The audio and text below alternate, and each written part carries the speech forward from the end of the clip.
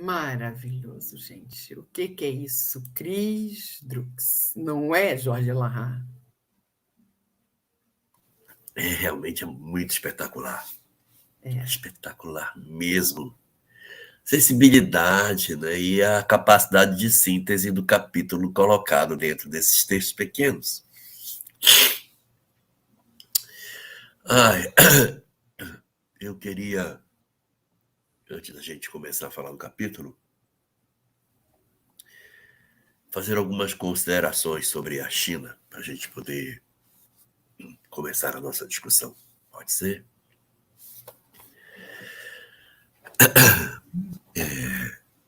A China é um país muito singular dentro do texto, daquilo que o Emmanuel coloca para nós, porque ele não a localiza entre aqueles que teriam sido formados de espíritos migrados de outros lugares. Mas ele não coloca a China junto com os demais países daquela época. Chegando até a dizer, e a Cris até capturou essa frase aí dentro da nossa conversa de hoje, de que antes que as civilizações que nós conhecemos se formassem, ela já estava formada. E aí a gente fica pensando, nossa, mas como é que isso aconteceu? Como foi que essas coisas se deram? E assim, o livro não fala, o livro não faz alusão a isso. Mas quando Allan Kardec trata da questão da migração planetária, no livro A Gênese, ele diz que ela não é feita numa única leva. Ele diz que as migrações planetárias são feitas em levas, em ondas. Então é possível que, de repente, embora a obra não cite, que eles tenham vindo de um outro lugar que não Capela, que essa civilização tenha sido formada por uma outra migração planetária. Eu já cheguei uma vez a ouvir uma pessoa falando que eles teriam vindo de uma específica constelação. Mas como foi só uma pessoa que falou, eu não vou tratar isso como se fosse corpo de doutrina. Mas abre dentro de nós essa capacidade de percebermos que existe, da parte do livro, a compreensão de que essa civilização ela não é uma civilização verdadeiramente construída nos parâmetros da Terra, pelos engenhos, pelos inventos, pelas coisas que ofereceu ao longo do tempo. Então, o que é que a gente vai perceber nisso? Que muito provavelmente essa civilização formada, que não tenha o nome dela dizendo de onde vieram, ela é formada também por espíritos migrados, pelo orgulho de não se misturar, pela precocidade nos engenhos, nos inventos, nas coisas que eles conseguiram fazer. E ocorre que a gente, quando lê os nossos livros de história, a gente muito pouco estuda sobre China. Pode ver, a gente tem uma história da humanidade assim muito eurocêntrica, quando, na verdade, a civilização chinesa trouxe muitas coisas. Eu tenho um livro, mas não é um livro espírita, que ele estuda a evolução da civilização, analisando como é que foi que o Ocidente dominou o mundo, se o Oriente era muito mais evoluído do que o Ocidente. Essa obra, é uma obra bem curiosa, um best-seller, ela traz muitas informações históricas de como é que tudo aconteceu. Porque, assim, a gente costuma não ter informação sobre essa parte.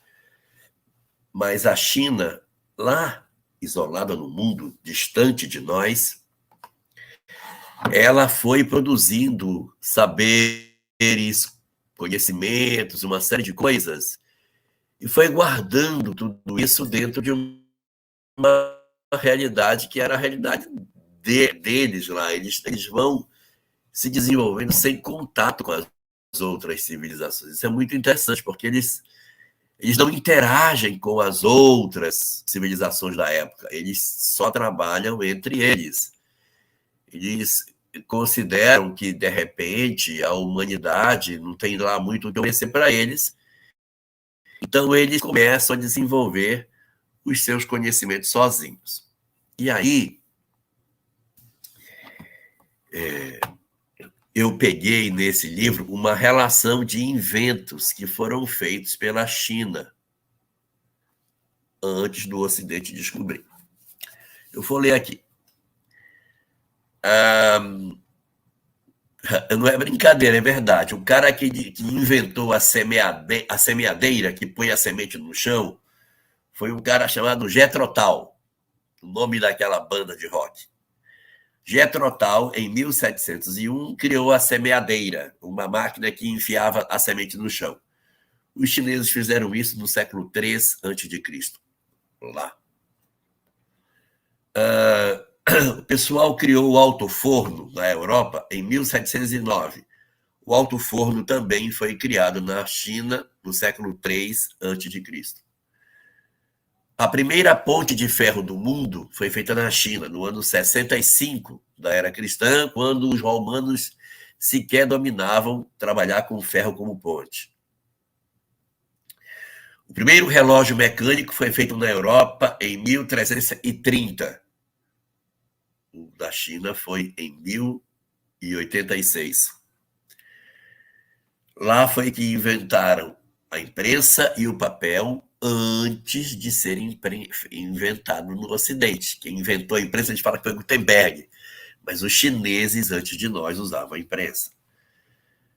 Roda de fiar, bobina de seda, tear, essas coisas, foram levados da China no século XIII. Inseticida químico, quem inventou foram os chineses. Caixa de fósforos, quem inventou, chineses. Cartas de baralho, chineses. Carrinho de mão, chineses. Carretel de pesca, chineses. Bússola, todo mundo sabe da bússola. Escova de dentes, chineses. E a mais conhecida de todas as invenções dos chineses, a pólvora. Então, eles construíram todo esse conjunto de verdades, mas eles não se misturaram com os outros povos. Eu posso dizer o nome do livro, mas o nome do livro é um livro que não é espírita. Mas é um livro muito bom. Eu vou dar o nome dele aqui. Não estou fazendo propaganda do livro.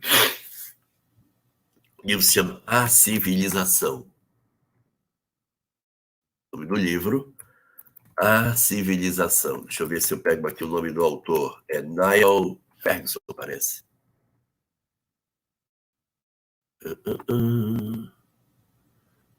É uma obra bem volumosa que ele tenta dizer porque foi que a China, o Ocidente, dominou o Oriente.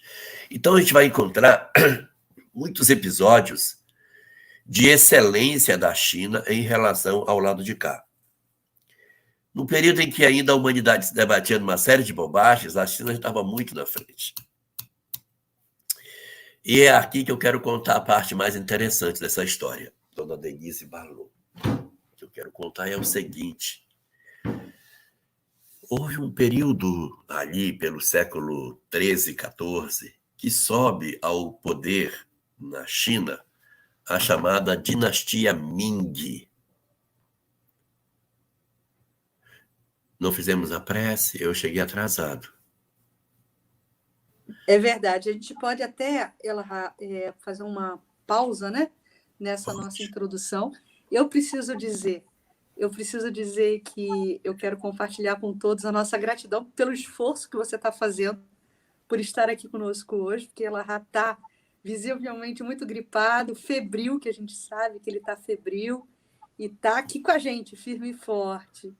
Então, a minha proposta de prece é uma proposta da gente reunir todas as melhores vibrações que a gente possui e direcionarmos ao nosso amigo Elahá, né?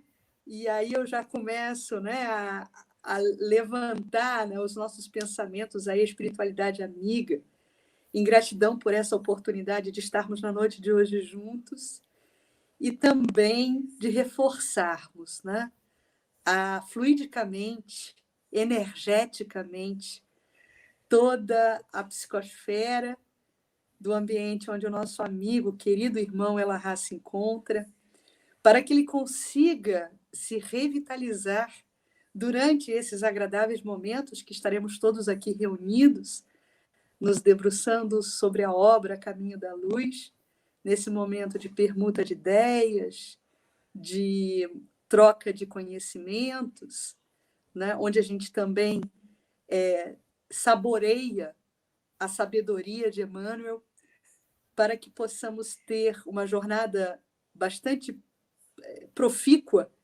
bastante sedimentada de estudo na noite de hoje, com muita gratidão aos amigos espirituais, aqueles que conduzem o trabalho do lado de lá, para que nós possamos ter exitosos momentos de estudo, de reflexão e, acima de tudo, de reposição das nossas energias, e para que o nosso irmão Elahá termine a live de uma forma muito mais bem disposto, né? E recuperado energeticamente. Muito obrigada, Senhor, e que assim seja. Que assim seja. Por isso que eu estava sem inspiração. Peraí. Então, aí o que acontece? Nós temos um período da história da China muito importante, que é quando acontece uma dinastia, a chamada dinastia Ming. Durante esse período da dinastia Ming é quando vai acontecer as mais importantes transformações dentro da sociedade ali da sociedade chinesa. E a gente vai encontrar alguns fatos históricos muito interessantes que foram encontrados nesse período. O que é que aconteceu? A dinastia Ming, ela se assenta no poder depois de vários outros imperadores importantes. Você vê a construção da muralha como uma forma de se isolar do mundo. A muralha é bem mais antiga. Nenhum país fez uma muralha desse tipo para se proteger. Havia dentro da cabeça dos chineses a seguinte sensação: não há nada lá fora melhor do que nós. Nós somos melhores. Isso é muito típico de quem é migrado. Não há nada lá fora melhor do que nós. Então, tem um momento da história, que esse eu quero destacar aqui, já é no século XIII, já no século XIV para o século XV. Aparece um personagem muito importante entre os imperadores. É o imperador chamado Yongli. O imperador Yongli, o pai dele já tinha sido um imperador muito famoso e ele herda o império do pai. Isso já ali nos idos de 1400, por aí mais ou menos. Aí o que vai acontecer? O pai dele invade uma aldeia, que era uma aldeia muçulmana. Repara que eles não são muçulmanos, tá? Eles são chineses, eles são do confucionismo, eles são de outra vertente. Isso tudo que eu estou falando é só a introdução, depois a gente vai comentar outras coisas que são importantes, só para a gente entender um contexto. Ele invade essa aldeia e eles matam as pessoas nessa aldeia, e eles vencem a batalha. E como espólio de guerra, eles pegam um garoto de 10 para 11 anos e levam esse garoto com eles. Esse garoto iria ser muito, mas muito importante na história da China. Esse garoto, ele iria chegar na cultura chinesa e iria ser castrado. Ele é castrado para ser eunuco.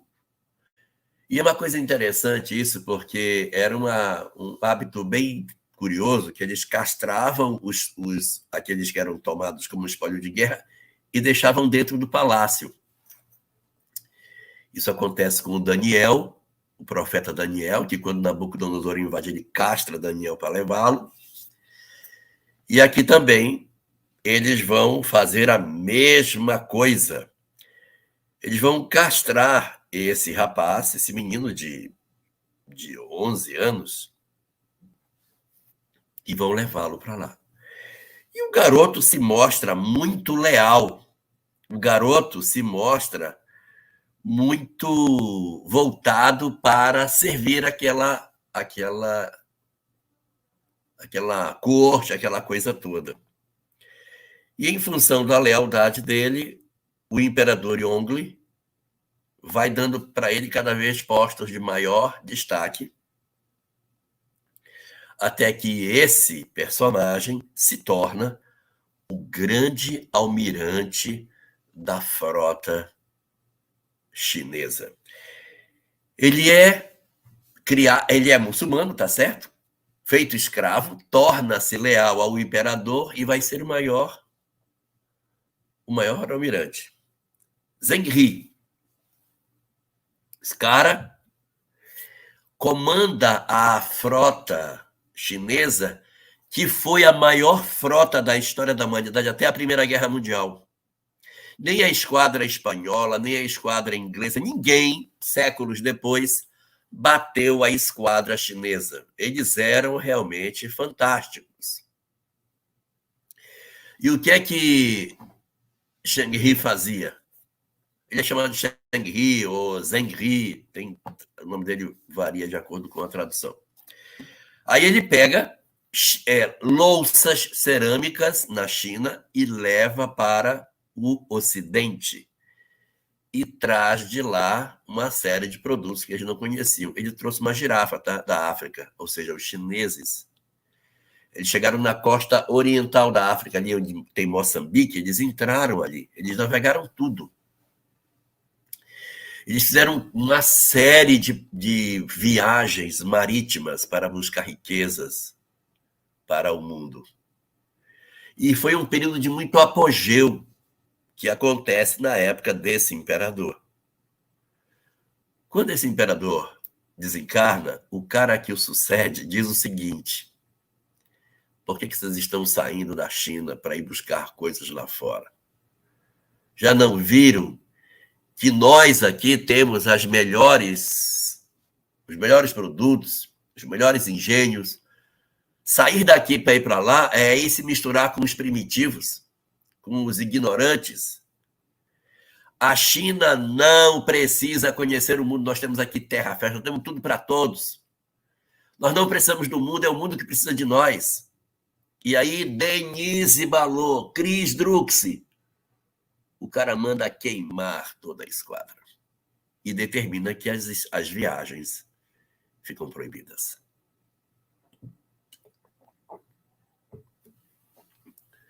A partir dali, ele jogaria a China num processo de isolamento. Ela não saberia o que se passa no mundo, ela fica trancada dentro das suas muralhas e não sabe o que está acontecendo. Séculos mais tarde, a Inglaterra visita a China e leva uma série de engenhos que eram realmente muito interessantes, porque no tempo que ela ficou sozinha, a Europa avançou. E aí, quando o imperador daquela época recebe os ingleses que mostram os engenhos e o que a Inglaterra poderia vender para eles, ele diz: nós não precisamos de seus brinquedos. A China não precisa dos seus brinquedinhos, você pode levar seus brinquedos de volta. E mesmo vendo que a Europa tinha avançado em relação a eles permanecem isolados do mesmo jeito. Esse mesmo povo que no ano de 1270 deixou Marco Polo apavorado com o progresso, quando Marco Polo visita a China, ele fica: meu Deus, é uma outra coisa, é um negócio espetacular, é uma outra civilização incrível. Vai se isolar e vai perder a primazia das coisas. Durante muito tempo, eu li o livro A Caminho da Luz, e a gente vai ver lá na frente, tem um pedacinho, quando ele falar dos povos bárbaros, ele vai dizer que os povos bárbaros, ao invadirem a Europa, promoveram o progresso. Sempre me incomodou. Eu disse, que progresso? Quando invade progresso. Porque o progresso era a fragmentação da Europa, porque vocês vão perceber que quando eles invadem, eles quebram o Império Romano em vários reinozinhos, para promover o progresso. Nesse livro, que eu estou falando que não é espírita, ele diz o seguinte: o que promoveu o progresso da Europa foi ter se fragmentado. Como a China ficou dentro da muralha, um país só, sem guerras e sem disputas, a ciência não é desafiada a inventar. Enquanto que, do lado de fora da muralha, as guerras, as conquistas, as dificuldades iam desafiando a inteligência dos ingleses, franceses, espanhóis, portugueses, alemães, prussianos, no caso, para que eles tentassem sobreviver naquele cenário de tanta competitividade. Aí isso empurrava o progresso. Aí casa com a frase de Emmanuel. Então, a China foi, na verdade, um local, um celeiro de uma série de novidades, mas que, por orgulho, isolou-se do mundo e se tornou, na verdade, uma nação sem contato, de forma alguma, com os outros países, na crença de que eles eram melhores do que todos. Eu terminei. É interessante, Elahá, quando você termina, né, sublinhando essa questão do isolacionismo chinês, né? Eles optaram por se isolar, né? A China, ela vai se construindo, a China imperial, ela vai se construindo a partir de diversas dinastias. E quando a gente fala de dinastias, a gente está falando de dinastias, não são dinastias de 50, 30, 40 anos. São dinastias de 300, 400, 500 anos, né? Onde a aristocracia, o poder, fica concentrado numa linhagem genética que ali vai se perpetuando. Conceitos, culturas, ideias, filosofias, né? E a China, nesse momento das dinastias, a China imperial, ela se acrisola. E é muito interessante porque eu vi pelo chat, tem muita gente, né, acompanhando hoje pela primeira vez ao vivo, pessoas que fazem referência aos episódios passados dessa nossa série, né? Pessoas que estão acompanhando pelas playlists dos nossos canais em rede, que acabam colocando ao vivo, né, o nosso encontro aqui, das terças. É muito interessante perceber, né, justamente para esses que hoje estão chegando aqui pela primeira vez, que nos capítulos anteriores, o Emmanuel sempre destaca as características de cada povo, de cada raça. E, numa leitura que eu busquei fazer mais atenta, no capítulo de hoje, Emmanuel apresenta uma primeira sinopse. Ele rebobina a fita. E aí eu vou pegar aqui o parágrafo só para relembrarmos, e Emmanuel faz isso, com exclusividade no capítulo de hoje. Quando ele fala dessa ideia da cristalização, né, desse isolamento, dessa cristalização das ideias chinesas, Emmanuel nos entrega uma palavra muito poética, até destaquei isso no vídeo, que ele diz assim: a existência é uma longa escada, na qual todas as almas devem dar-se as mãos, na subida para o conhecimento e para Deus. Aí ele sublinha o quanto a China se isolou de forma voluntária, reproduzindo um pouco o comportamento da Índia, né, onde ele também pontuou essa questão do isolacionismo hindu. Aí ele vai fazer um flashback, né, ele vai fazer uma retrospectiva de todos os capítulos que a gente viu até agora. Enquanto a família indo-europeia pervagava no desconhecido, quer dizer, indo para todos os lados, se integrando, compartilhando, né, interagindo, assimilando as expressões das tribos encontradas, dos primitivos, com quem eles trocavam, em longas iniciativas de construção e trabalho. Olha aí a vantagem, né? A vantagem da família indo-europeia, que se permitiu, né, esse amálgama de experiências. Os arianos da Índia estacionaram no repouso de suas tradições, como fizeram os chineses, desenvolvendo-se no curso do tempo as mais prestigiosas lições de experiência para a alma dos povos. E agora, quando os israelitas, né, que foi o belíssimo programa, né, que vocês nos brindaram com o programa da edição passada, quando os israelitas são chamados por forças poderosas ao deslocamento, à movimentação, né, animados por toda uma esperança da terra prometida, ao se deslocarem no seio das nações a fim de aprenderem mais intimamente a doce lição da fraternidade, do amor universal, renovando a fibra da sua fé a caminho da perfeita compreensão do Cristo, vem a China. A China é também convocada. É interessante o verbo que ele usa, porque na dança, né, dessa dança da história das nações, as nações cumprem também um planejamento estratégico. E a China ela é convocada pelas transformações do século à grande lição do entrelaçamento da comunidade planetária. Então, a China, historicamente, se acrisola nesse movimento de se isolar, se colocar entre muros, literalmente, né? Muralha da China, e vive uma queda histórica dessas dinastias, vivencia uma república, né, com a queda do império, com a queda do momento imperial, qual nós aqui no Brasil, que também enfrentamos uma segmentação do tempo, né, a queda do império, a vinda da república, a China também enfrenta essa mesma situação histórica e adota e continua a adotar, apesar da mudança política, império-república, ela perpetua essa sua característica de nação pseudo-independente, de não precisar das outras nações e continuar nesse ritmo do acrisolamento. Tanto é que hoje em dia a gente sabe que a China tem cadeira, né, nas Nações Unidas, ela é reconhecida, mas ela não ainda conjuga com muito vigor esse entrelaçamento.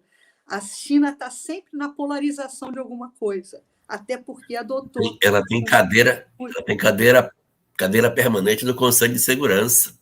Segurança da ONU, né? E pela pujança que representa, inclusive economicamente, né?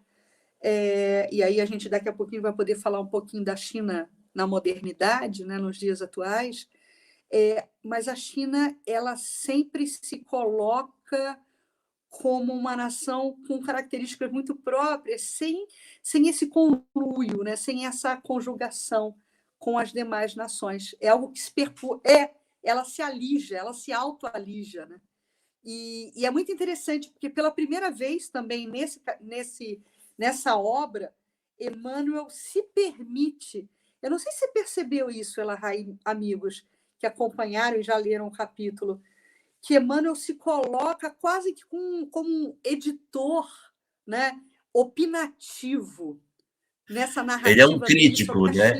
Ele faz ele uma opina. crítica, né? Ele opina, exatamente. Né? Ele vai falar da cristalização das ideias chinesas e depois vai descortinar as questões mais profundas da sabedoria chinesa. E aí ele entra no I Ching, né? Vai entrar na questão das grandes lideranças, né?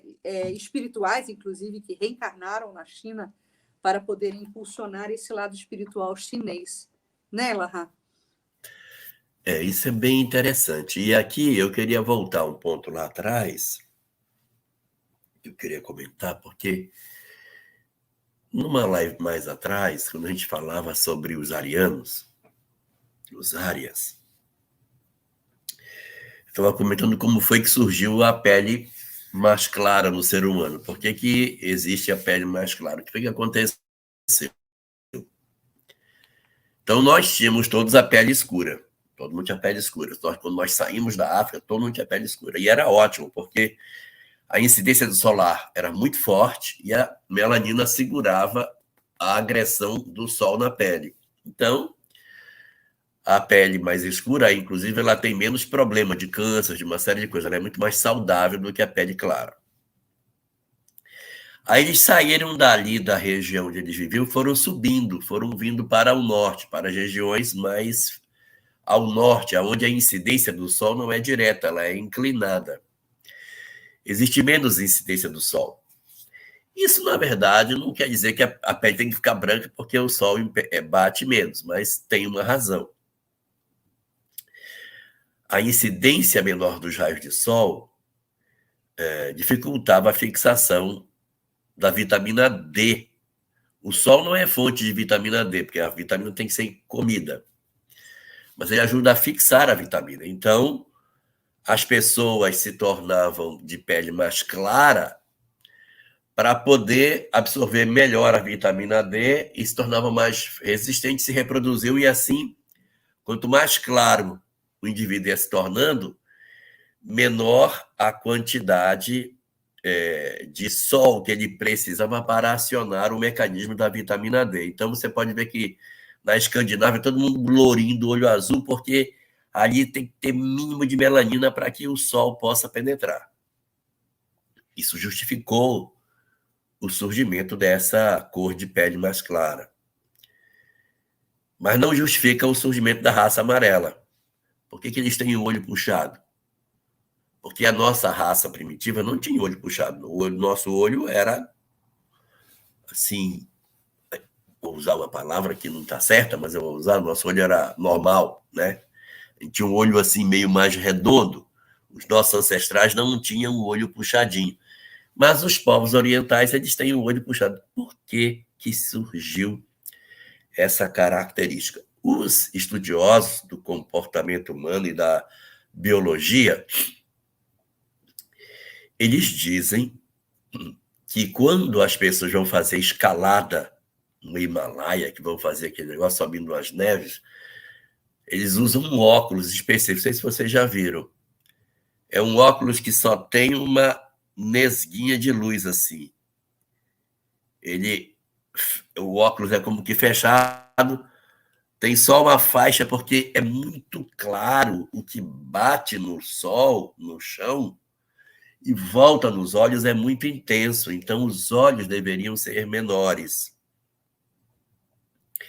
Então, eles justificam que essa camada de gordura que a gente tem nos olhos, quando é oriental, que diminui estreita a faixa de visão, seria uma espécie de óculos natural para que a gente pudesse enxergar só um pouquinho e assim conseguir ter menos incidência de luz solar dentro da estrutura ocular que a gente tem, do globo ocular. Então, a razão pela qual a raça amarela tem essa característica é essa daí, tá? Só para deixar claro do porquê que as coisas são desse jeito, segundo a própria ciência.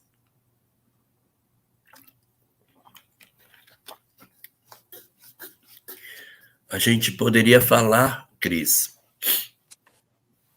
um pouco com relação à China, a questão da religião, né? Como é que se estruturou Isso.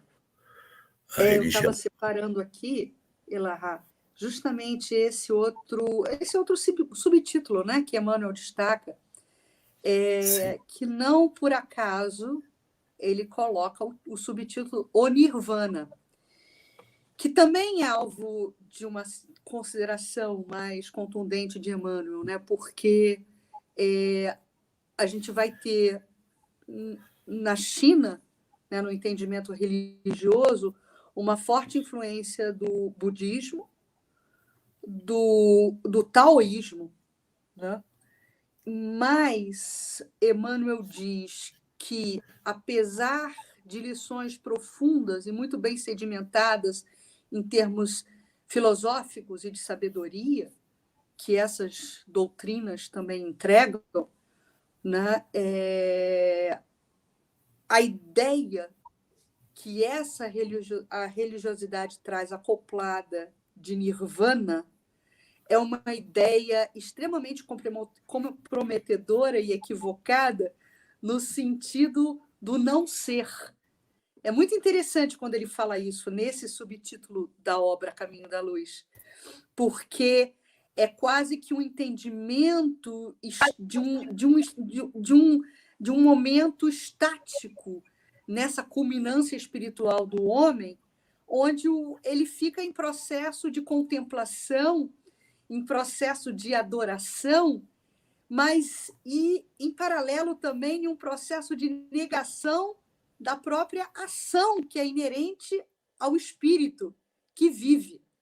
Né? Então, o nirvana seria um estado contemplativo, ocioso e de não cooperação em um ritmo universal que a doutrina espírita, que a leitura, né, espírita e o entendimento espírita já nos sinaliza, né, que não tem nada a ver com um status contemplativo, um status não operante, né? Muito pelo contrário, né? A gente sabe que a espiritualidade superior ela é extremamente ativa, né? Então, pessoas que já alcançaram um determinado grau evolutivo, eles jamais, esses espíritos jamais ficarão inoperantes. Né? Eles se colocam como trabalhadores, né, dessa energia, dessa movimentação cósmica do universo e colaboradores de Deus, no sentido de toda essa orquestração de ações em favor do bem, em favor do amor, em favor da fraternidade, em favor da constituição dos mundos. Então, a ideia que o chinês faz do nirvana, ou seja, do paraíso, ou desse ápice, né, evolutivo, é uma ideia muito equivocada. E Emmanuel destaca isso, né, Elahá, nesse trecho aí do capítulo, dessa religiosidade que é um pouco equivocada. O que acontece é que nós somos muito ligados às religiões abraâmicas. Nós aqui no Ocidente, nós olhamos em torno de nós e temos a sensação que as religiões são o que a gente enxerga. Catolicismo, vários braços do protestantismo, algumas outras culturas bem pequenininhas, sem muita expressão, e a gente acha que o mundo é assim. Islamismo. Então a gente vive imerso num ambiente de monoteísmo e acha que o mundo inteiro é monoteísta, mas isso não é verdade. A região do Oriente da Terra, ela não foi visitada pelo monoteísmo. Então eles são politeístas, por natureza. Aquela região toda lá, cuja revelação antiga são os Vedas, é puramente politeísta. O próprio Mahabharata, que veio depois, também é politeísta. O próprio Bhagavad Gita de Cristo também é politeísta. Tudo é politeísta por ali. E aí vocês vão dizer, ué, como é que eles são politeístas? Que conversa é essa? Como é que um povo pode ser politeísta? Se você observarem, nenhum desses deuses cria, só tem um que cria, os outros protegem. Então, eles não são, na verdade, deuses, eles são protetores. Então, você tem entidades protetoras e um Deus criador, que é a mãe lá que cria todo mundo, e depois você tem a circunstância aonde você percebe os vários espíritos benfeitores cuidando das pessoas. Então, essa estrutura de pensamento politeísta, ela vai ser a voz dominante dentro dessa região toda aí. Não é só a China, Japão, Coreia, Laos, etc. Toda região aí do Oriente, tem o olhinho puxadinho, são formados por povos politeístas. Foi o que aconteceu. A religião abraâmica, ela não alcança essa parte do mundo. E aí, o resultado, a gente cria uma nova frente de pensamentos. E nessa frente de pensamentos que a gente tem, há os grandes reveladores desse lugar. Porque não teve reveladores só aqui, tem reveladores lá também. O primeiro dos grandes reveladores é Furri. Furri é lá atrás, quase 3.000 anos antes de Cristo. É um período muito antigo. Moisés é 1.300. Furri é antes, 2.000 anos antes de Moisés. Quase 2.000 anos ali. 2.800, 1.500 anos antes de Moisés. Então, ele é muito, muito antes de tudo e pega a China muito desorganizada em termos de valores éticos, valores morais. Então, Furri vai ensinar às pessoas as lições de respeito. Respeito com o meio ambiente, respeito com o semelhante, respeito com a vida. Ele é quase que um professor de ética. E aí, depois de muitos séculos, aí você vai ter uma segunda figura muito importante, que é Confúcio. Né? Primeiro você tem Lao Tse, um pouquinho antes de Confúcio tem Lao Tse, pouco tempo antes, um século antes tem Lao Tse, e depois Confúcio. Confúcio vem num período aí aproximadamente uns 600 anos antes de Cristo, por aí mais ou menos, e ele traz as suas lições que também são éticas, são morais. Eu li a obra do Furri, chama-se Tao King. Eu vou ler esse negócio para ver o que tem aí dentro. E assim, é bacana, né? Mas quando a gente lê o Bhagavad Gita, não parece nada, não. Porque o Bhagavad Gita fala de reencarnação, imortalidade da alma, do mundo espiritual, da lei de causa e efeito, de um monte de coisa. O Tao King, do Furri, que é mais ou menos no mesmo período, ele diz assim: aqueles que são bons encontrarão a paz e a serenidade. Os que são maus serão naturalmente inscritos para sofrer. O homem precisa desenvolver a capacidade de viver bem com as criaturas para que ele possa garantir a sua vida. Então, são conceitos éticos. Então, o livro é um livrinho pequeno, não é um livro grande, é um livro pequeno, só de pensamentos. Não é um texto assim que você... É como se fosse um livro daquele Otimismo em Gotas. Pensamentinhos. Os pensamentos que não faz texto, pensamento, aforismo, né, que chama. E tem várias frasezinhas, aí você vai lendo. Não vale seguir na vida querendo todos os bens da terra. O homem sábio dispõe, mas não procura ter tudo. E assim vai. Então, é um conjunto de ideias orientativas para a vida terrena, mas ele não invade assim de maneira como eu gostaria as discussões espirituais. Confúcio também acaba sendo menos voltado para isso. E o taoísmo, que é a religião dominante, isso, Tao Te Ching. Não é de Lao Tse, não, ele é de Furri, né? Acho que é de Furri. Eu li o Tao Te Ching. Bom, então, depois vocês confirmam aí se ele é de Lao Tse. Eu penso que seja de Tao Te Ching, que seja do Furri. Mas tanto faz. O que importa é que lá eles têm uma religião que é a religião dominante, chama-se taoísmo. O taoísmo, sim, aborda a vida após a morte, aborda a reencarnação, aborda uma série de conceitos que são conceitos espirituais. Vários. E aí, outro dia, fazendo uma live com o Japão, eu disse para ele assim: deve ser muito legal fazer divulgação do espiritismo aí, né? Porque você não tem que convencer ninguém da reencarnação, todo mundo já conhece. Então você já ganha um tempo. Eu disse: não, você está enganado. Você está enganado, porque eles conhecem a reencarnação, mas eles não têm visão de consequência moral da reencarnação. Eles não fazem o que nós fazemos. Então se eu reencarno e vou sofrer, então eu preciso viver de maneira que eu não sofra. Esse raciocínio não é feito. Eles conhecem de maneira muito tácita a reencarnação, mas eles não se mobilizam do ponto de vista emocional em função dessa crença. É um conhecimento, que não transforma a vida deles. Aí eles até me disseram assim, nós preferimos que eles não soubessem, para que a novidade criasse neles uma curiosidade. Ah, é do Lao Tse, olha, eu jurava que eu li isso, meu Deus, se fosse essa pergunta para entrar no céu, eu ia ficar do lado de fora. Pensei que era do Furri, mas o Furri também tem pensamentos assim. Mas não são pensamentos voltados para a espiritualidade. No Tao Te Ching, que vai fazer o I Ching, né?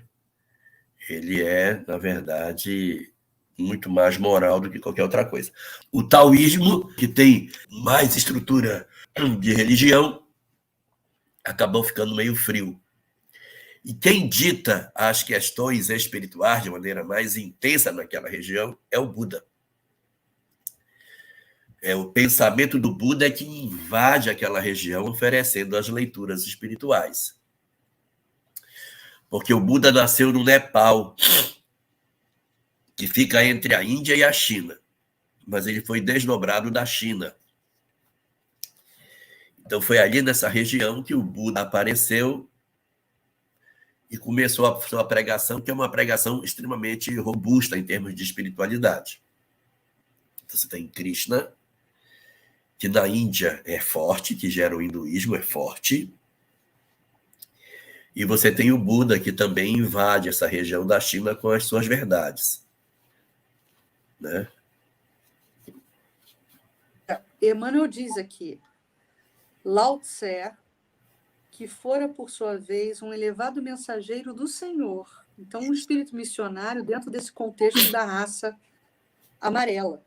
Suas lições estão cheias do perfume de requintada sabedoria moral. Porque Exato. essa é a grande diferença, meus amigos. Ter noção da reencarnação, mas não dar aplicabilidade moral a ela é que faz a grande diferença. Daí porque falamos que a força do espiritismo é a sua própria filosofia. Né? Tem esse cunho evangélico e converge, né, para os ensinamentos de Jesus, para os ensinamentos do Cristo, da Boa Nova, e todo um desdobramento moral vinculado à ideia da reencarnação e da evolução. Né? Então, a filosofia espírita ela une essas duas questões, constrói pontes nesse sentido, e a gente está vendo, pelo caso chinês, né, que a noção de reencarnação pode não estar contextualizada dentro de um efeito moral para o indivíduo. Né? Então, a gente tem dentro da história espiritual daquela nação espíritos missionários que são encaminhados, que são enviados nessa estratégia, nessa grande estratégia espiritual de progresso do mundo e da nação chinesa, onde Lao Tse teve um papel bastante protagonista. Né? Estão perguntando aqui do shintoísmo, deixa eu falar. O shintoísmo é japonês, tá, gente? Eu vou contar uma curiosidade dos japoneses. Acho que eu já falei isso uma vez, mas quando a gente se repete, eu vou me repetir. Houve um período lá atrás, na história da humanidade, em que a China invadiu o Japão. O Japão, um ovinho, e a China, poderosa, invade o Japão para dominá-lo. Eles iriam perder a guerra. Eles iriam ser dominados pela China. Então, os japoneses começam a orar ao Deus do vento. Deus, em japonês, lá nesse sentido, é Kami. O Kami. Então, eles oram para o Kami do vento, pedindo que o Deus do vento viesse e protegesse as costas do Japão. E, surpreendentemente, a esquadra chinesa singra na direção do Japão, vem um vento e destrói a esquadra inteira e os chineses não invadem o Japão. Então, eles ficam com uma dívida com o Deus do vento, que era o Kamikaze. Kaze é vento, então Deus do vento. Então, eles precisavam fazer oferendas aos deuses do vento. Então, quando veio a Segunda Guerra Mundial, eles fizeram as ofertas de devolução, porque tinha um outro povo agora querendo invadir o Japão. Então, eles faziam os meninos subirem com um pano bordado. A mãe, todas as orações que ela fazia um brocado no pano, um monte de brocado. E os japoneses, nos aviões de lona, chamado Zero, enchiam os aviões de munição e se jogavam em cima dos navios dos aliados e eram uma bomba viva, não tinha bomba teleguiada. Os meninos, eles eram a oferenda ao deus kamikaze. Por isso que eles são chamados de kamikaze, porque era a oferta, a devolução da oferta daquilo que lhes foi poupado na época que kamikaze os livrou com seu vento. Então, agora... E sabe o que é mais interessante, Elahá? E o que nos causa também uma curiosidade é como que é essa China hoje, né? Porque a gente está falando sobre a China milenar. Mas e a China hoje, como é que é? Como é que é viver na China? Mas não é você que vai responder isso, nem a Cris. Nós temos uma convidada que mora na China. Então é ela que vai nos dizer como que é viver nessa China. Não é mesmo, Daiane? Nossa amiga Olá. Daiane mora na China hoje. Vocês me ouvem? Não é mais Chicago, minha filha. Não. Eu tirei um sabático, Jorge, que meu esposo, ele arrumou um emprego aqui, né, de professor na Universidade de Beihang. Meu esposo também é cientista, mas ele é físico nuclear de partículas. Então, eu tirei um sabático para ver como é que era a China, né? Porque eu não conheço nada aqui. Ele já veio várias vezes, morava aqui fazia 1 ano e meio. E eu não. Eu cheguei faz 1 mês. Vamos lá, né? Vocês me ouvem bem? Sim. Perfeitamente. Mas como é a questão religiosa? Pois é. Então, é bem interessante, né? Porque mais da metade são ateus. Eles não têm nenhuma perspectiva, assim, de religião como que a gente pensa como religião, assim, de uma filosofia ou de uma prática, né? Como a maioria das religiões envolve uma prática. Mais de 52% da população é ateia.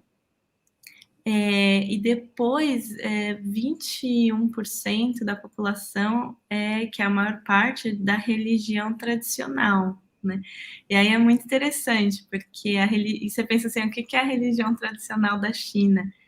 É um conjunto de Confúcio, budismo, taoísmo, é um sincretismo, assim, é bem interessante, com a mitologia chinesa. Então, por exemplo, na semana passada, a gente teve um grande feriado do dragão. E o dragão é muito interessante. O dragão faz parte da religião tradicional, mas ele é a parte da mitologia, o que a gente chamaria, né, de mitologia chinesa. Então, o dragão é uma coisa completamente diferente do que a gente pensaria que é um dragão, né, no Ocidente. O dragão daqui, ele é o conjunto de vários animais que seriam sagrados. Porque aqui a religião tradicional, quando ela juntou a mitologia chinesa com as outras, né, com o taoísmo, com o budismo e com o confucionismo, eles criaram várias divindades do país, de cidades, vamos dizer assim, e também de situações específicas. E junto com essas divindades, elas tinham como os animais que também poderiam proteger e que eram considerados sagrados. Por isso que o dragão está tão presente o tempo todo em todas as coisas da China, porque ele é a junção desses animais sagrados. Então, ele tem um grande poder na ideia, né, de religião que eles têm aqui. E outra coisa que eu achei muito interessante é que mesmo as pessoas ateias, né, que é a maior parte, eles todos são bastante místicos no sentido de energia. Então, por exemplo, eles têm uma coisa importante para fazer, todo mundo veste vermelho. É curioso. É uma coisa assim muito importante, você precisa de força, você precisa passar numa prova, então você veste vermelho. Você ela vai de vermelho, é uma coisa interessante, né? Eles acreditam assim, em energias das cores e muito numerologia. Então, agora, dia 18 de junho, que aqui a China é muito fácil viver na China, né? Apesar de a gente não saber chinês, porque você faz absolutamente tudo pela internet por aplicativos. É muito fácil. Então, os aplicativos começaram a aparecer 618, no lugar do nome do aplicativo. Eu falei, gente, tem uma coisa acontecendo. Aí procurei, né, o pessoal do grupo, o que significa esse nome? Eles, não, é porque este, segundo a numerologia deles, que eu não sei como eles fazem, é um dia ótimo para o comércio, então vai ter promoção para todo mundo comprar. Então, é curioso, né? É um povo que a maior parte não acredita em nada, mas eles acreditam em muitas coisas, assim, né, de numerologia, cor, energia. Como o Gilberto aqui está falando, eles são ateus supersticiosos. Eles são ateus supersticiosos. Mas uma coisa que me chamou mais atenção foi como eles são pacíficos. É um povo muito pacífico.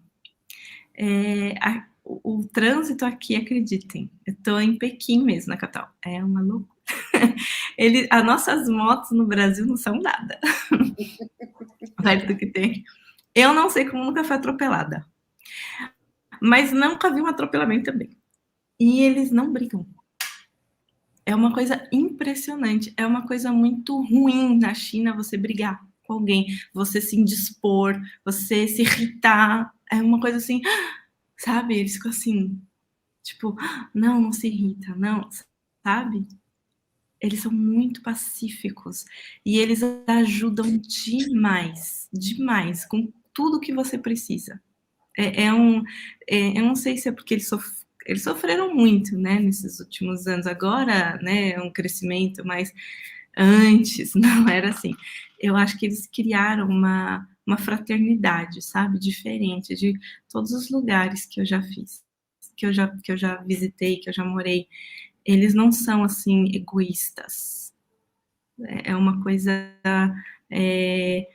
por exemplo, você vai num lugar, aí eu não sabia pedir, né, meu esposo, aí a pessoa não estava nos entendendo, aí uma pessoa foi e pagou pra gente. Simplesmente pegou e falou assim, eu sei que vocês querem, e foi lá e pagou pra gente bebida e simplesmente trouxe na nossa mesa.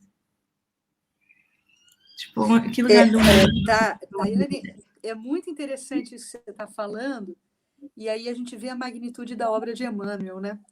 Porque em dado momento, já quando ele vai falar da edificação do Evangelho, já para o final do capítulo, ele cita exatamente essa expressão, bem-aventurados os pacíficos, os aflitos, os humildes. E é interessante quando a gente pensa na obra que é lançada em 61, se eu não me engano, A Caminho da Luz, e a gente está agora em 2023, né? 1938. 38, desculpa, eu estou fazendo confusão.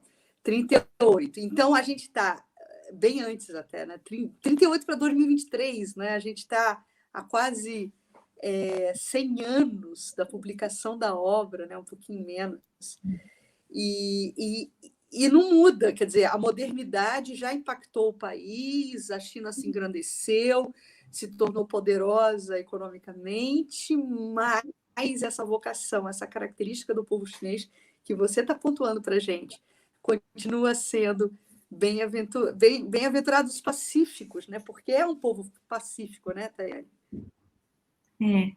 É um povo, eles são muito, assim, inocentes também. Eles não têm a maldade, sabe? Que a gente costuma ver assim, na malícia. Por exemplo, uma vez que eu não sei, né, a língua, facilmente eles poderiam me enganar com preços, né? Eles não fazem. É uma coisa, assim, muito... Eu nunca encontrei isso em nenhum lugar. E eles são bastante respeitadores em vários aspectos. É uma coisa que me impressiona muito, porque para mim sempre foi uma coisa muito clara no mundo ocidental, né? Quando a pessoa não tinha uma religião, uma filosofia judaico-cristã, ou que tivesse valores bem arraizados, assim, até na própria família, a pessoa se perdia muito fácil em todos os aspectos da vida, né? No aspecto material, podia se tornar muito materialista, não só de não acreditar em nada, mas avarenta também, né? Nesse sentido.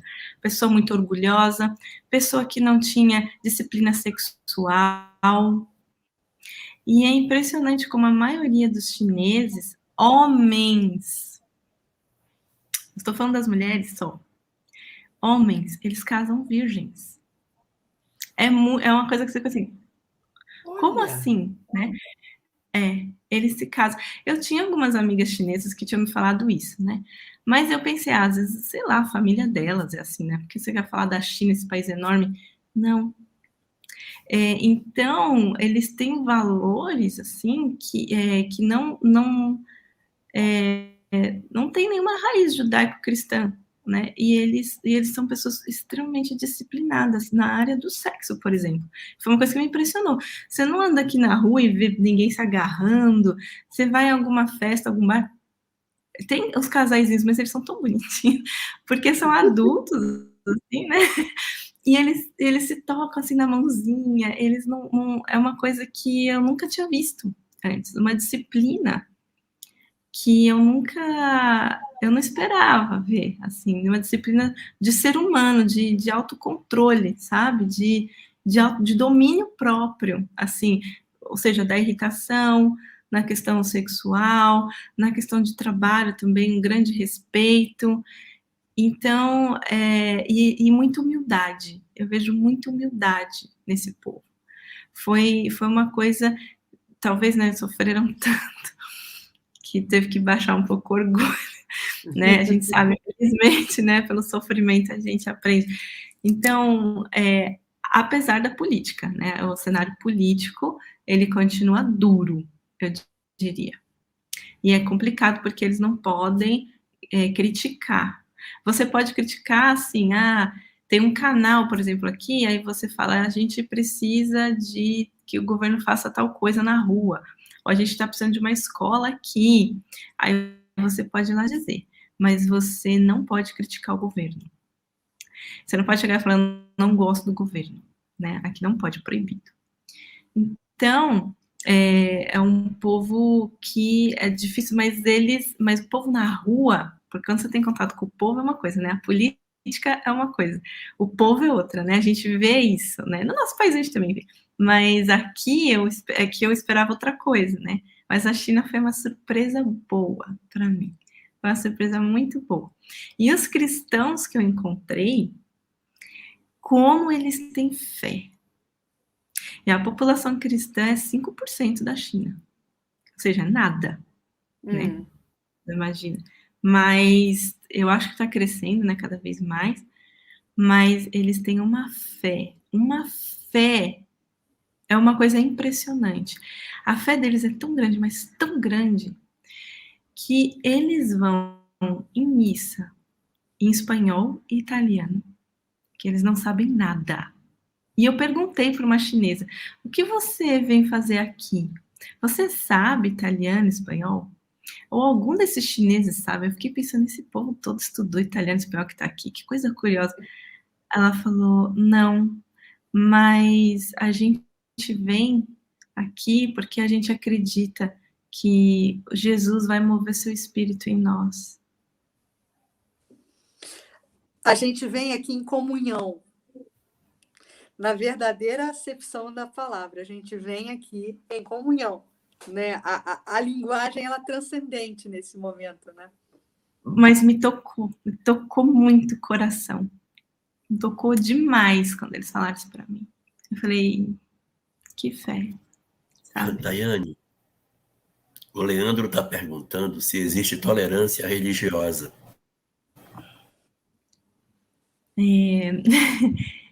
Então, Na China não tem muita tolerância. Eu não vou usar a palavra tolerância como a gente conhece, porque não é um país democrático. A democracia, para ela ser considerada democracia, eu tenho que ter livre expressão, né? Então, na democracia, eu posso chegar e xingar uma pessoa. Posso xingar, posso falar palavrão. E aí você fala, mas está errado, você não pode ofender. Não posso, por isso existem leis. Mas eu posso, no meu direito primário, eu posso até te ofender. Se não gostou, você me processe. Isso é um Estado democrático. Então, eu tolero e aí eu vejo o que eu vou fazer. Na China, não. Então, eu não posso dizer que tem intolerância. Então, por exemplo, o padre, né, que eu conheci aqui, ele, né, não pode... por exemplo, ele não pode estar aqui como padre. Ele é um professor. Então, você não pode vir aqui como um missionário religioso. Então, por exemplo, um padre, um pastor que vivem disso, como que eles entrariam na China? Né? Então, eles entram assim, dessa forma. Por isso que os padres entram mais, né? Porque eles têm muita formação. Então, eles vêm da área de filosofia, grego, latim. Eles entram dessa forma.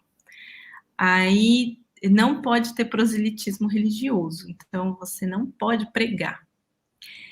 E apesar, né? O padre falou assim para mim, você viu as criancinhas na missa? Eu falei, vi. Ele falou, você não viu. Aí eu falei, tá bom, não vi. Ele falou, é proibido você falar sobre Deus para as crianças. Quando eles têm 18 anos, eles poderiam ir na missa. E é curioso, porque tem câmera dentro da igreja. Né? A gente foi visitar uma catedral. Tem 2 catedrais, eu visitei só uma, que foi a do norte, muito bonita, e outra do sul não visitei ainda, que é longe daqui também, de onde eu moro. Mas não sei, assim, se lá tem mais padres chineses, porque tem bastante padres chineses, né? Mas também não trabalham, não tem o ofício como a gente conhece no Brasil. Eles têm um trabalho normal. E você não pode pregar na rua, você não pode, enfim, não pode fazer essas coisas assim. Mas, então, eu diria que não tem muita tolerância religiosa, não. E eu sei que teve uma época atrás, um grupo islâmico quis se tornar independente, né, enfim, que é um absurdo também, né, a gente sabe, não pode ser assim. Mas, eu ouvi dizer que eles foram mortos, né, você não pode fazer revolução contra o governo. E se você tiver um cargo do governo, que é o que uma menina, ela me perguntou quem era Jesus, né? Porque ela conheceu um menino aqui, amigo do meu esposo, que é da Bolívia, e ele, enfim, é católico, e ela veio me perguntar se eu podia explicar para ela, se eu podia explicar o que é a Bíblia, porque ela não sabe nada, nunca ouviu falar a palavra de Jesus, né? Aí eu comecei a falar com ela, eu falei assim, a gente pode fazer talvez um estudo semanalmente, como você gostaria. Ela falou, eu não sei ainda, porque eu estou tentando um trabalho no governo. E se eu trabalhar no governo, eu não posso ter religião nenhuma, senão eu sou presa. Então eu não acho que isso é a tolerância que a gente está acostumado, então eu diria que não. Eu poderia... Não, mas eu vou separar a tolerância em 2 coisas. Eu diria que não há tolerância da parte do governo para o exercício da religião. Mas entre as pessoas, ninguém se agride por conta da religião que a pessoa tem. Né? Não. Então, tolerância... E ninguém se denuncia.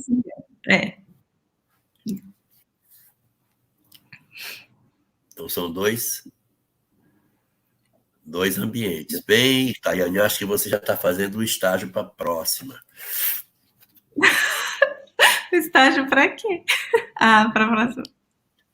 Tá aqui, ó. Que nem diz o Gilberto. Veja que terreno fértil para as próximas reencarnações dos espíritas, não é?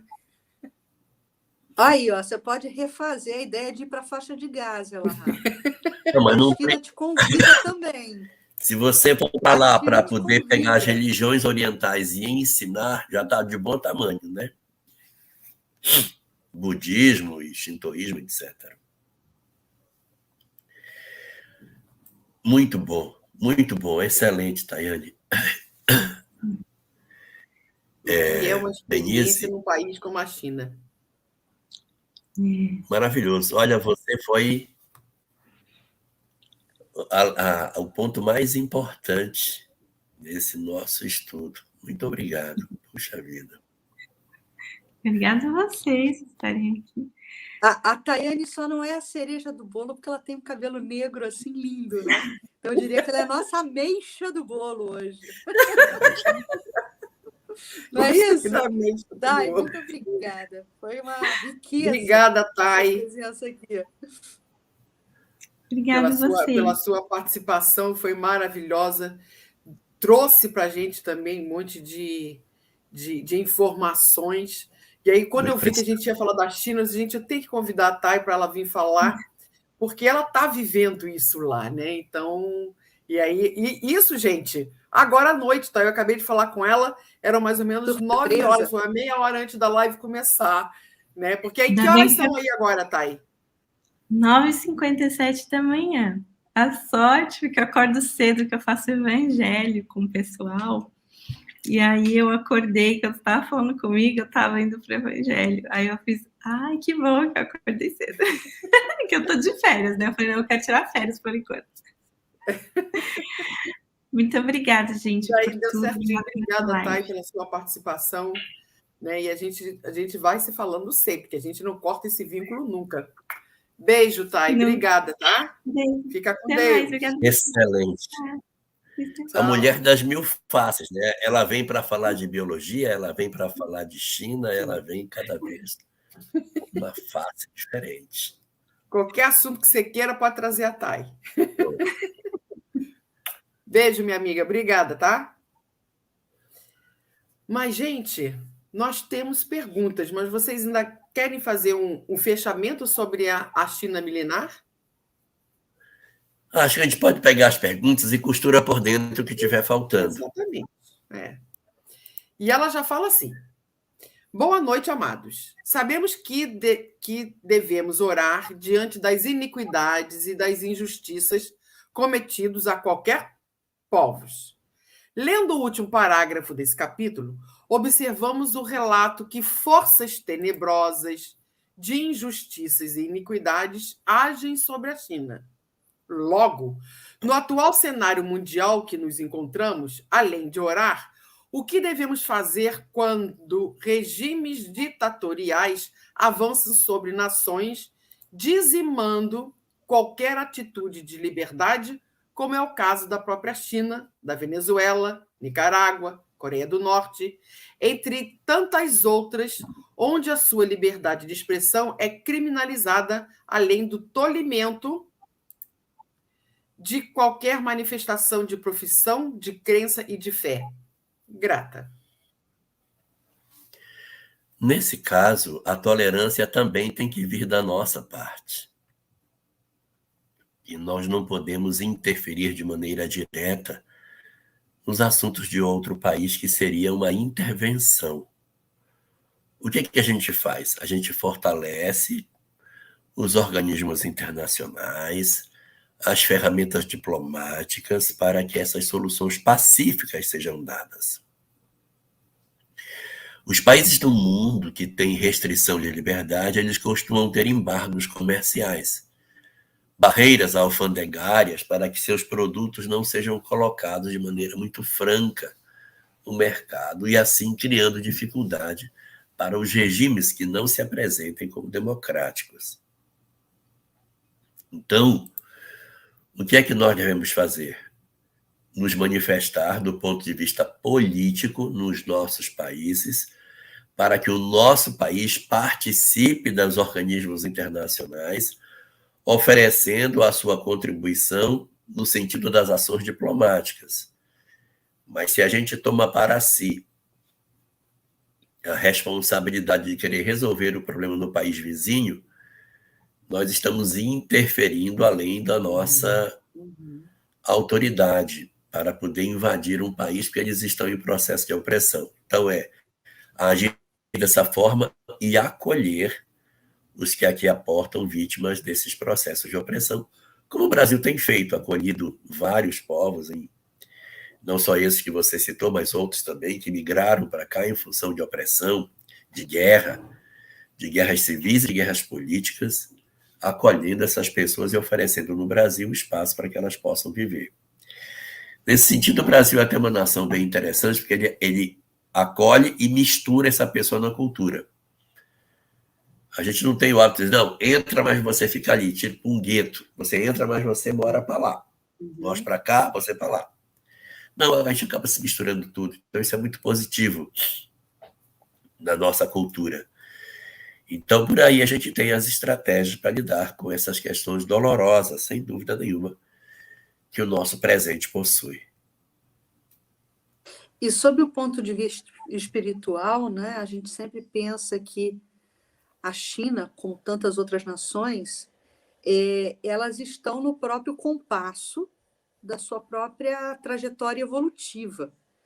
Se a gente olhar a China na sua tendência expansionista, a gente vai encontrar um paralelo muito grande, né, com a Idade Média, por exemplo, onde a força bruta prevalecia e a ideia expansionista era a ideia que vigorava junto às lideranças medievais para que aqueles territórios fossem cada vez mais avantajados em termos de poderio econômico, poderio territorial.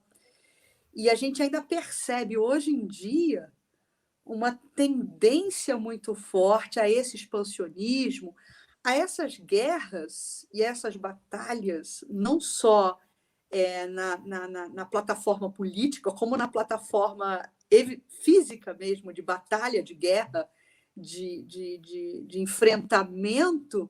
Por exemplo, a gente não recebe muito aqui no Brasil notícias da movimentação asiática. A gente, como a Elahá falou, a gente ouve, muito centrado nas questões americanas, nas questões europeias. Mas a Ásia vive cotidianamente conflitos. China-Taiwan é o tempo todo, é todo dia que tem enfrentamento, né? Então, a gente percebe ainda no fulcro dessa nação chinesa essa posição imatura, quase que medieval ainda. Né? Então, tentando colaborar aí a resposta para a professora Josi, faz parte de uma escalada evolutiva mesmo da própria China, que vai chegar em um patamar mais próximo do que nós acreditamos estar hoje, mundo ocidente. Né? Eu queria só fazer uma observação, que a obra é de 1938, e aí ele fala da fotografia de 1938, que a China estava muito fechada nesse período. Hoje ela está numa situação diferente. Ela se abriu economicamente, mas ela não se abriu politicamente, mas ela já se abriu economicamente. Mas culturalmente ela não se abriu. Isso. E a obra precede, desculpe Elahá, mas é um ponto divisor de águas na história da humanidade. Precede uma Segunda Grande Guerra Mundial, né? Onde todo o cenário geopolítico se altera após a Segunda Grande Guerra Mundial. Inclusive vai trazer impactos profundos tanto para o Japão quanto para a China, né? E o Jorge pergunta: como entender os chineses espalhados pelo mundo? Como assim? Jorge saiu da tela, né? Mas ele está perguntando como assim? Como assim, Jorge? O Jorge pergunta para o Jorge, como assim? Como assim? Você não... Eles podem estar em outros países, não é? Eles são livres para poder... E eles... Talvez ele esteja falando da movimentação econômica de chineses comprando outras regiões do planeta, agindo de forma a fortalecer ainda mais o Império Chinês. Olha, isso é uma circunstância muito pequena. Eu vou contar uma coisa que eu vi numa entrevista do líder da China. Ele estava dando uma entrevista e o rapaz perguntou para ele, falando sobre liberdade, sobre essa coisa toda, e disse: como é que o senhor analisa a Revolução Francesa? Porque ele queria pegar o cara na questão de liberdade política, de liberdade de expressão, né? Queria botar na boca do líder chinês que ele dissesse: é muito bom, é excelente. Aí, então por que na China não tem? Aí o cara perguntou: como é que a China interpreta a Revolução Francesa? A resposta dele foi: a China não analisa eventos recentes. 300 anos é muito pouco, pela estrutura milenar dela, né? Sim. Interessante resposta.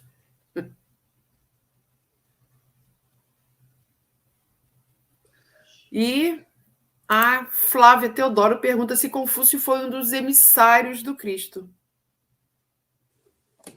Sim, foi. Não só emissário do Cristo, como base, né, filosófica para o confucionismo. Né? Uma das 3 vertentes religiosas que vão influenciar o pensamento religioso chinês. E a Carla pergunta assim: caso os chineses também sejam exilados, seria apenas os africanos os únicos e verdadeiros terráqueos? O berço do nosso planeta? Refiro-me àquela época, é claro. Veja bem, logo no comecinho do capítulo, Carla, a gente tem uma revelação, né, de Emmanuel em relação a isso, porque quando a gente fala de exílio, né, especificamente de uma forma mais contundente dentro da obra Caminho da Luz, a gente está se referindo aos exilados de Capela. Uhum. E exatamente o que Emmanuel nos apresenta como informação é que o povo chinês já se consolidava enquanto povo, enquanto raça, a raça amarela, né? Não tendo uma ligação espiritual direta com os exilados de Capela.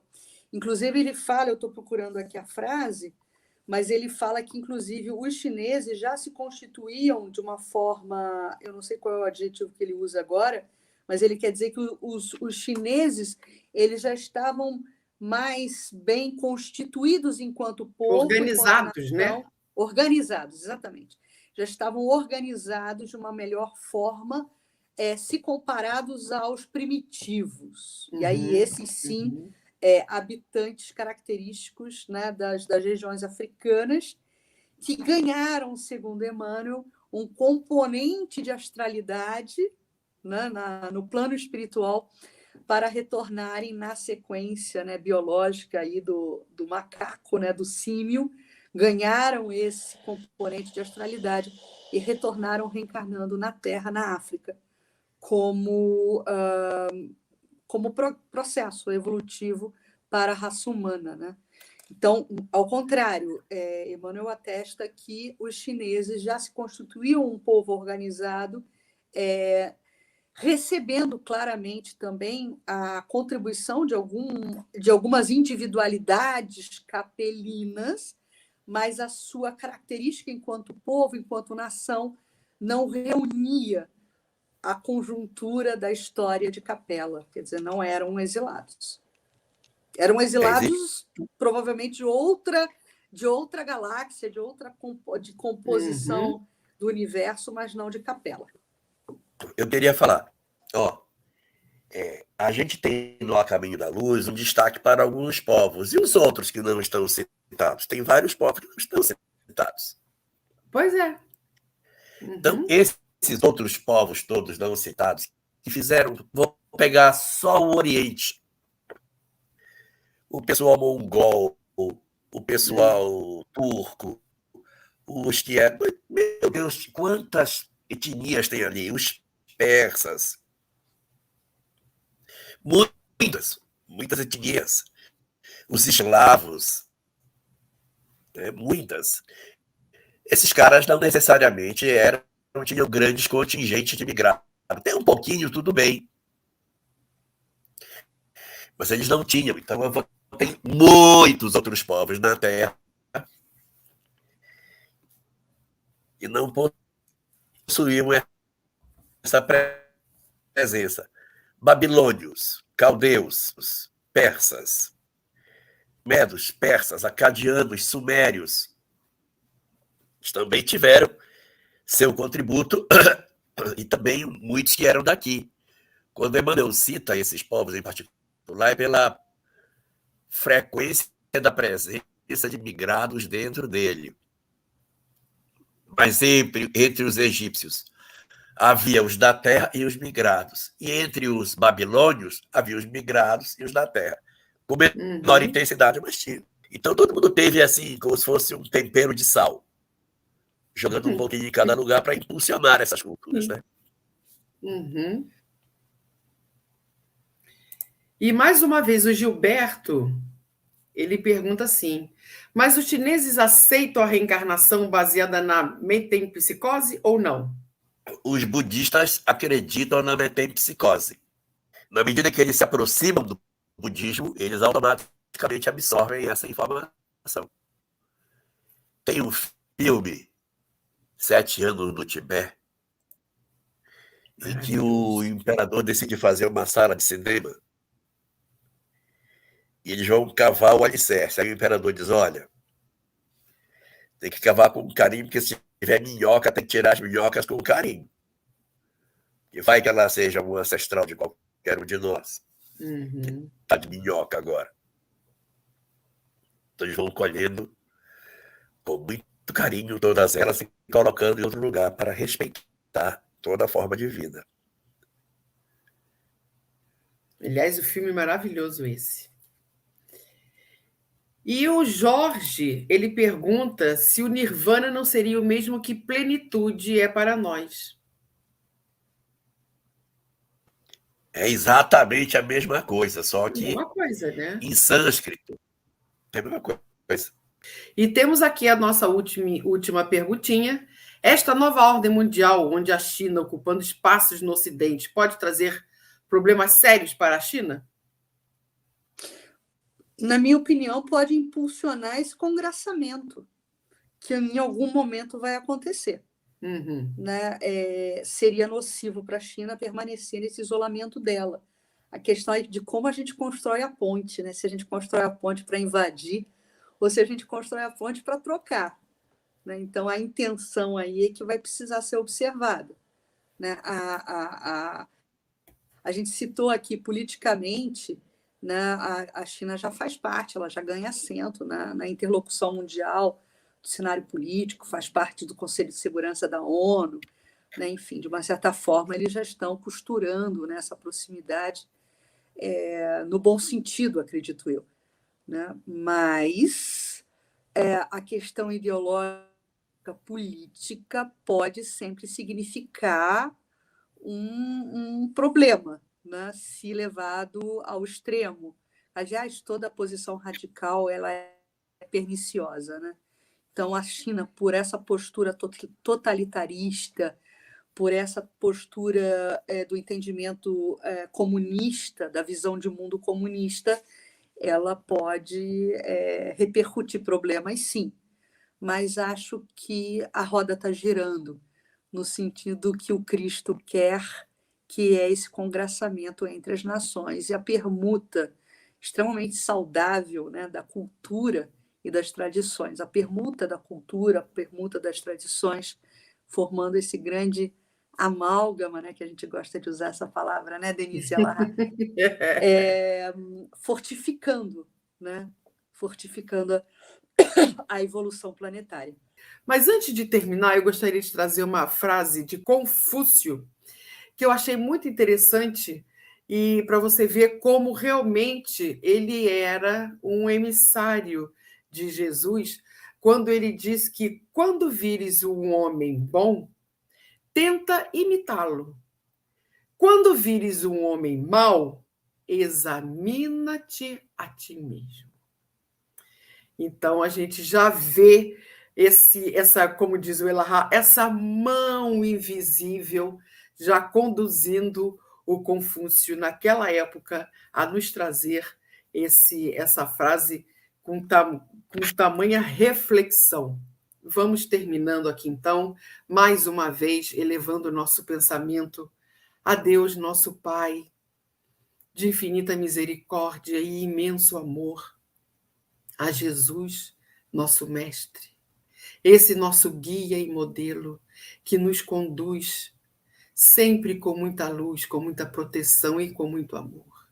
Agradecemos a espiritualidade presente, que sabemos que sempre nos intui para que saiamos dessa live hoje melhores do que quando começamos.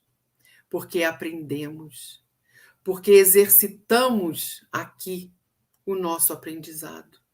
E assim é que vamos passo a passo evoluindo. Agradecemos a todos os nossos amigos que aqui estiveram ou que irão nos assistir em outra oportunidade, para que também todos sintam essa presença tão amiga dessa espiritualidade. Obrigada a Deus, nosso Pai, a Jesus, nosso Mestre, e aos espíritos amigos que estão presentes hoje conosco. Que assim seja.